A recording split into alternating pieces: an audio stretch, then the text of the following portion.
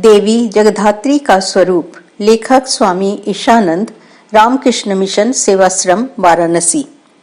भारतवर्ष में ईश्वर की उपासना विभिन्न भावों से की जाती है, जिसमें शक्ति उपासना अनन्य है।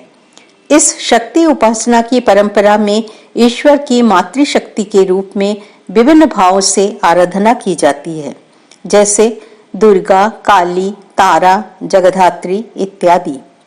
हम लोग क्यों विभिन्न रूपों में ईश्वर की उपासना करते हैं? इसका उत्तर शास्त्र देते हैं। साधका नाम हितार्थाय ब्रह्मणो रूप कल्पना। कारण स्पष्ट है कि प्रत्येक साधक के मन की कल्पना भिन्न भिन्न होती है। इसी मानसिक कल्पना के कारण उनके भाव और आधार भी भिन्न भिन्न होते हैं। इसलिए साधकों के कल्याण हेतु उपासक नाम कार्यार्थ उनके भावानुयायी ईश्वर विभिन्न रूपों में भक्तों के समक्ष आविर्भूत होते हैं। भगवान रामकृष्ण अत्यंत सुंदर ढंग से माँ का उदाहरण देते हुए इसे स्पष्ट करते हैं। वे कहते हैं, यदि एक माँ के कई पुत्र हैं तो वो उनके पाचन के अनुकूल ही किसी के लिए बैगन की मसालेदार रसदार सब्जी, तो किसी के लिए दही बैगन की सब्जी, तो अन्य के लिए बैगन का भाजा बनाती है। इस प्रकार माँ के सदृश ही जगन माता अर्थात ईश्वर भी विभिन्न रूपों में भक्तों के आधारानुसार आविर्भूत होती हैं। ईश्वर शब्द का अर्थ क्या है? जो सृष्टि स्थिति और लय करते हैं उन्हें ही ईश्वर कहते हैं। जन्माद्यस्य यतः और स्थिति रूप में जब वो जगत का पालन करते हैं तब उन्हें जगधात्री कहते हैं। श्री रामकृष्ण देव कहते थे, जगधात्री रूप का आश्रय जानते हो, जो जगत को धारण की हुई है। अगर वे धारण न करें तो जगत धराशायी हो जाएगा। दुर्गा सप्तशती में ब्रह्मा जी ने देवी को स्थिति रूपा च पालने कहकर स्तुति की है, अर्थात जगत का विध्वंस होने पर उस स्थिति प्रदान करने के कारण ही जगधात्री कहते हैं। तभी तो शास्त्रों में है, विश्वेश्वरीं जगधात्रीं स्थिति संहारकारिणीं। शास्त्रों में बहुवर्णित देवी जगधात्री की पूजा अत्यंत पुरानी होने के बाद भी इसकी प्रसिद्धि अष्टादश शताब्दी में महाराजा कृष्णचंद्र राय के द्वारा हुई। कहा जाता है कि एक बार वार्षिक कर नहीं देने के कारण नदिया नरेश कृष्णचंद्र को बंगाल का तत्कालीन नवाब अलीवर्दी खान ने कारागार में डाल दिया। जब वे कारागार से मुक्त हो अपने राज्य लौटे तब विजयादशमी बीत गई थी। लौटते समय गंगा के तट पर उन्होंने ढाक कांसर के वाद्यों सहित मातृ निरंजन की मां की आरती को देखा। दुर्गोत्सव आयोजित न कर पाने का उन्हें असहनीय दुख हुआ तथा इस हृदय विदारक दुख को न सहन कर पाने से वे नौका पर ही बेहोश हो गए। तभी स्वप्न में उन्हें रक्तवर्णा, सिंहाड़ुरा, चतुर्भुजा, सालंकरा, महामाया राज राजेश्वरी का दर्शन हुआ। स्वप्न में भी देवी ने राजा से कहा कि मेरी पूजा नहीं हुई, इससे दुख क्यों करते हो? मैं जिस रूप में तुम्हें दर्शन दे रही हूँ उसी मूर्ति में मुझे आगामी कार्तिक मास की शुक्ला नवमी तिथि में एक साथ सप्तमी, अष्टमी व नवमी की पूजा करके मेरे चरणों में पुष्पांजलि देने से तुम्हें दुर्गा महापूजा करने का फल प्राप्त होगा। राजप्रासाद में लौटकर राजा ने पंडितों से परामर्श कर जाना कि यह तो तंत्रोक्त देवी जगधात्री हैं। इस प्रकार कृष्णनगर राजप्रासाद से पूजित देवी जगधात्री की पूजा का चहुं ओर विस्तार हुआ। देवी दुर्गा ही अन्य रूप में जगधात्री हैं तथा दोनों ही अभेद हैं। कार्तिक शुक्ल नवमी को शास्त्रों में दुर्गा नवमी कहा जाता है। कार्तिके शुक्ले पक्षे च या दुर्गा नवमी तिथि सा प्रशस्ता महादेव महादुर्गा प्रपूजने। देवी जगधात्री का ही दूसरा नाम महादुर्गा है। जगधात्री स्तोत्र में कहा गया है, जय सर्वगते दुर्गे जगधात्री नमोस्तुते।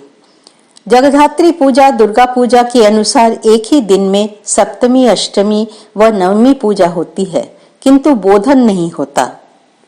प्रातश्च सात्विकी पूजा, मध्याह्ने राजसी मता, सायाह्ने तामसी पूजा त्रिविधा परिकीर्तिता। अर्थात प्रातःकाल सप्तमी की सात्विक, अष्टमी की मध्याह्न में राजसिक तथा नवमी की सायंकाल में तामसिक पूजा करने का विधान है। क्योंकि देवी त्रिगुणमयी है, इनकी पूजा तंत्रोक्त विधि से होती है। ध्यान मंत्र में उल्लेख नहीं होने के बाद भी मूर्ति में देवी के वाहन सिंह के पदतल में एक हस्ती मुंड दिखाई देता है, जिसे आचार्यगण करिंद्रासुर कहते हैं। देवी महत्व के अनुसार वो महिषासुर ही प्रतीत होता है, क्योंकि वो विभिन्न छद्म वेश धारण कर देवी से युद्ध कर रहा था, जिसमें एक गज का भी रूप था। यहाँ विशेष उल्लेखनीय तथ्य यह है कि महाराजा कृष्णचंद्र के पूर्व 15वीं शताब्दी में ही आचार्य शूलपाणि ने अपने ग्रंथ काल विवेक में जगद्धात्री पूजा का उल्लेख किया है। कार्तिके अमल पक्षस्य त्रेताद्दौ नवमे हनि पूजायत्तां जगद्धात्रीं सिंह पृष्ठे निषेधुषीम्। अर्थात कार्तिक मास के अमल पक्ष यानी शुक्ल पक्ष में त्रेता युग की आदि नवमी तिथि में सिंह पृष्ठ पर अधिष्ठिता देवी जगद्धात्री की पूजा करनी चाहिए। ब्रह्म पुराण के अनुसार इसी तिथि में त्रेता युग का आरंभ हुआ था। कार्तिके शुक्ले पक्षे तु त्रेतायाम नवमे हनि। इसके अतिरिक्त कृष्णानंद आगम वागीश के वृद्ध तंत्रासार जैसे ग्रंथों सहित शक्ति संगम तंत्र, उत्तर कामाख्या तंत्र, कुब्जिका तंत्र तथा भविष्य पुराण में देवी जगद्धात्री के स्वरूप का वर्णन प्राप्त होता है। कात्यायनी तंत्र में तो देवी की विस्तृत लीला का वर्णन है। प्राचीन काल में एक बार अग्नि, वायु, वरुण या चंद्रदेव को स्वयं ईश्वर होने का मिथ्या अभिमान हो गया। अहंकार मत हो वे भूल गए कि ब्रह्म शक्ति की अनुकंपा से ही वे शक्तिशाली हैं।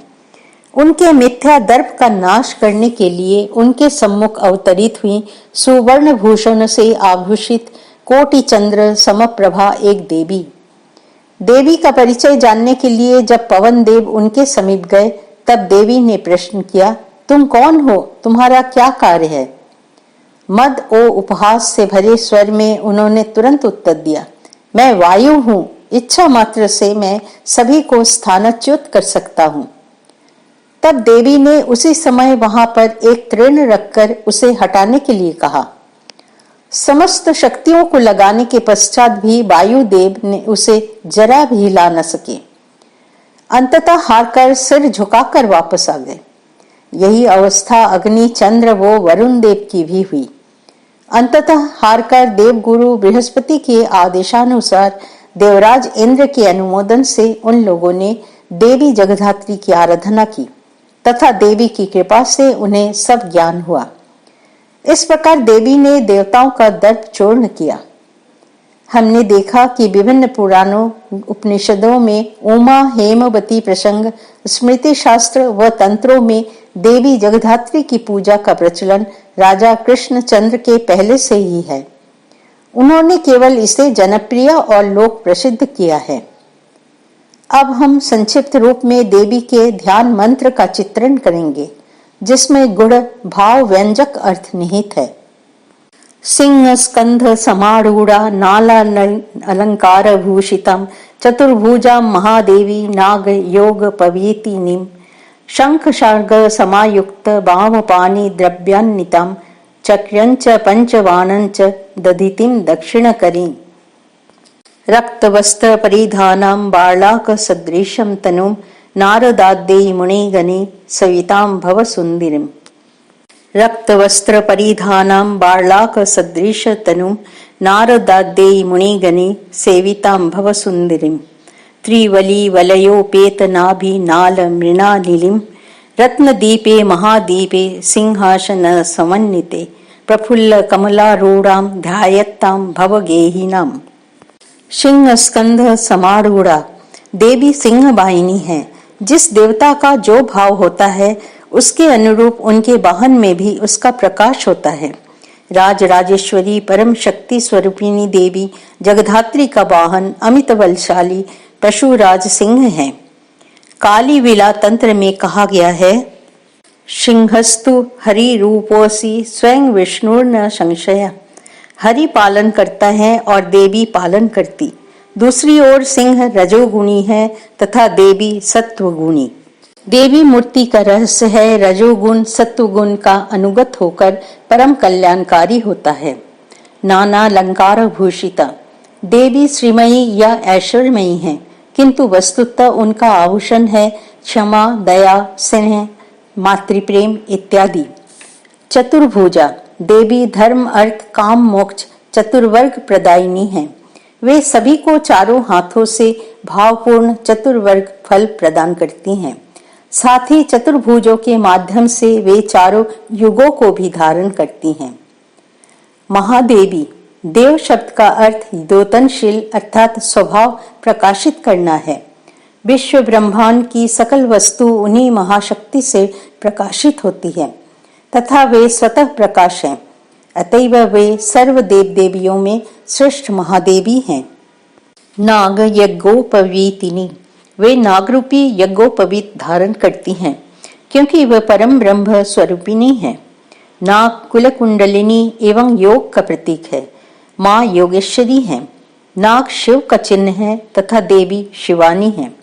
ध्यान में अन्यत्र उन्हें भवगेहिनी कहा गया है तथा भव सुंदरी भी कहकर उन्हें शिव संयुक्त तथा शिव प्रिया बताया गया है। ठाकुर जी कहते हैं ब्रह्म और शक्ति अभेद है, इसलिए वे एकत्र रूप से शवाकारे शक्ति रूपे हैं। शवाकारा अर्थात निष्क्रिय निर्गुण शिव, पुनः वे शक्ति स्वरूपा सगुण साकारा लीलामयी हम लोगों की माँ है। देवी शंख चक्र धनुर्बाण धारिणी अर्थात महाशक्ति संपन्ना है। शंख की तरह माँ भी एक ओर मंगलमयी है तो दूसरी ओर रणवाद्य के रूप में रणमयी। भीषण व मधुर इन विपरीत भावों की अद्भुत समन्वय है माँ। शास्त्रों में कहा गया है कि जहाँ विरुद्ध धर्म का योग एकत्र हो वही ईश्वर है। यत्र विरुद्ध धर्मयो समावेश स भगवान। चक्र गतिशीलता का प्रतीक है। शास्त्रानुसार प्रणव का प्रतीक धनुष है। प्रणव धनु अर्थात देवी साक्षात प्रणव स्वरूपिणी है। पंचवान क्रमानुसार पंच प्राण, पंचभूत, पंच ज्ञानेन्द्रिय व पंच कर्मेंद्रिय का प्रतीक है। देवी के रक्त वस्त्र रजोगुण के द्योतक हैं। देवी का वर्ण प्रातः काल में उदित होने वाले बाल रवि के समान लाल है, अर्थात बाल अरुण के समान स्निग्ध प्रभा, जो हम लोगों के लिए नयनाभिराम व हृदय नंदन है। नारद आदि उच्च अधिकारी मुनिगण सदैव देवी की आराधना में रत रहते हैं। त्रिवील वलयो पेत नाभि नाल मृणालिनी देवी का मृणाल अर्थात पद्म सदृश नाभि 3 वलय युक्त है, जो क्रमानुसार सृष्टि स्थिति व संहार इन 3 अवस्थाओं तथा अतीत वर्तमान व भविष्य का प्रतीक है। काल देवी के अंगों की शोभा है, अर्थात सदैव देवी के साथ संयुक्त है। रत्नद्वीप अर्थात हृदय, जहाँ प्रस्फुटित कमल पर अर्थात साधक के हृदय कमल पर देवी सम्यक रूप से स्थित है। ज्ञान सूर्य के उदय होने पर साधक का हृदय पद्म प्रस्फुटित होने पर वहां माँ का नित्य विराजमान होना अनुभव कर चित्त रूपी पुष्पार्घ्य अर्पण करेगा। यही उसकी पूजा की सार्थकता है। जय माँ जगन्नाथ।